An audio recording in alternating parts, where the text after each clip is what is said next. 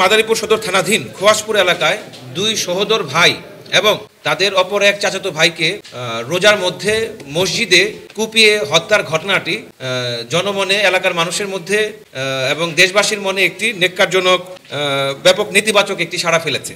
RAB ৮ CPC 3 Madaripur এবং RAB ৪ সদর company ঢাকার সম্মিলিত একটি অভিযানে অদ্য ১২ মার্চ ২০২৫ তারিখ রাত্রি ২টা ৪০ ঘটিকায় ঢাকা জেলার আশুলিয়া থানাধীন চিত্রা সাহিল এলাকায় অভিযান পরিচালনা করে কাঁঠালতলা কেন্দ্রীয় জামে মসজিদ এলাকা হতে বহুল আলোচিত চাঞ্চল্যকর এই মামলার ১ নম্বর আসামি মোহাম্মদ হোসেন সর্দারকে আটক করতে সক্ষম হয়েছে। এছাড়াও র্যাব ৮-এর আরেকটি আভিযানিক দল CPC 3 মাদারীপুর থেকে একই মামলার অন্য আরেকজন আসামিকে শরীয়তপুরের পালং থানার আরিগাঁও এলাকা থেকে রাতে প্রায় একই সময়ে ২টার সময় আটক করতে সক্ষম হয়েছে। তো মামলার বিবরণ এবং অন্যান্য সূত্রে জানা যায়, মাদারীপুর সদর থানাধীন খোয়াসপুর ইউনিয়নের কীর্তিনাশা নদী থেকে অবৈধভাবে বালু উত্তোলন এবং ইজারা নিয়ে পূর্ব জোর ধরে গত ৮ মার্চ ২০২৫ তারিখে আনুমানিক 09:30 ঘটিকায় গ্রেপ্তারকৃত অভিযুক্ত মোহাম্মদ হোসেন সর্দারের নেতৃত্বে এজাহার নামেও ৪৯ জন আসামি এবং অন্যান্য অজ্ঞাতনামা ৮০ থেকে ৯০ জন অভিযুক্ত আসামি দ্বারা যোগ সাজসে বিভিন্ন দেশীয় অস্ত্রপাতি নিয়ে ভিকটিম সাইফুল সর্দার, আতাউর সর্দার তাদের বাড়িতে আক্রমণ করে।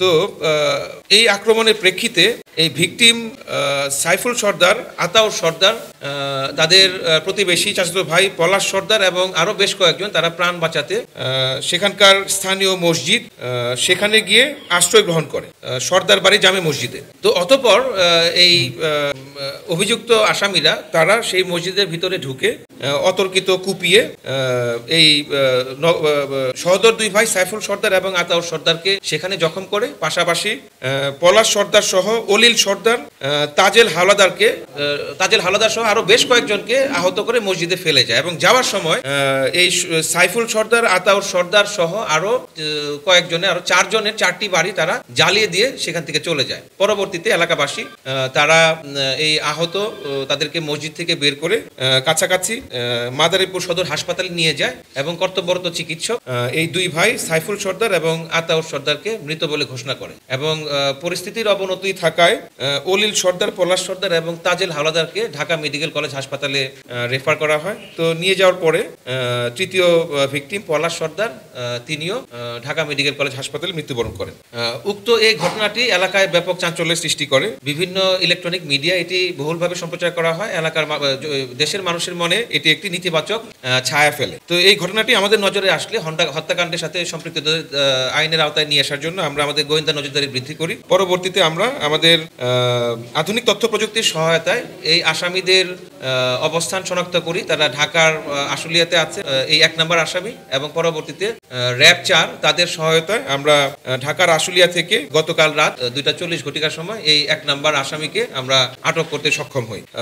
গ্রেপ্তারকৃত অন্য একজন আসামি যাকে মাদারীপুর থেকে গ্রেপ্তার করা হয়েছে, শরীয়তপুর থেকে গ্রেপ্তার করা হয়েছে, তাকে অলরেডি মাদারীপুর সদর থানায় হস্তান্তর করা হয়েছে এবং আমাদের গ্রেপ্তারকৃত ১ নম্বর আসামি যাকে আমরা বর্তমানে আমাদের ব্যাটালিয়নে আছে তাকে মাদারীপুর সদর থানায় হস্তান্তরের কার্যক্রম চলমান রয়েছে। তো অনেক লোক জড়িত। মামলা হয়েছে ৪৯ জনের নামে এবং পাশাপাশি আরো ৭০ থেকে ৮০ জন অজ্ঞাতনামা আসামি আছে। তো সবাই এলাকা থেকে আত্মগোপনে চলে গিয়েছে। আমরা এখন পর্যন্ত সেই অস্ত্রগুলো উদ্ধার করতে পারিনি, বাট আমাদের প্রচেষ্টা অব্যাহত রয়েছে।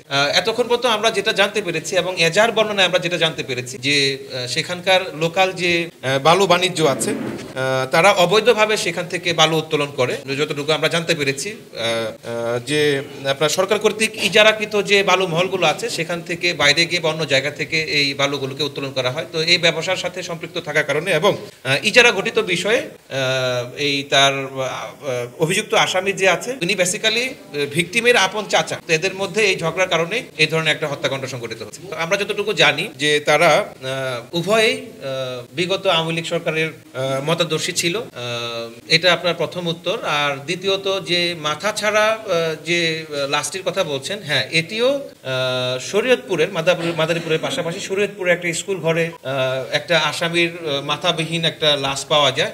তো সেই অভিযুক্ত যিনি তাকেও আমরা ২৪ ঘন্টার মধ্যে ধরতে সক্ষম হই। ওটি একটি আলাদা ঘটনা ছিল আর এটি একটি আলাদা ঘটনা। সবাইকে ধরার কার্যক্রম চলমান আছে। অলরেডি গতকাল রাতে আমরা ২ জনকে ধরেছি, একজনকে ঢাকা থেকে, আরেকজনকে শরীয়তপুর থেকে এবং আমাদের প্রচেষ্টা অব্যাহত রয়েছে। ইনশাআল্লাহ আমরা খুব স্বল্প সময়ের মধ্যে সবাইকে আইনের আওতায় নিয়ে আসতে সক্ষম হব।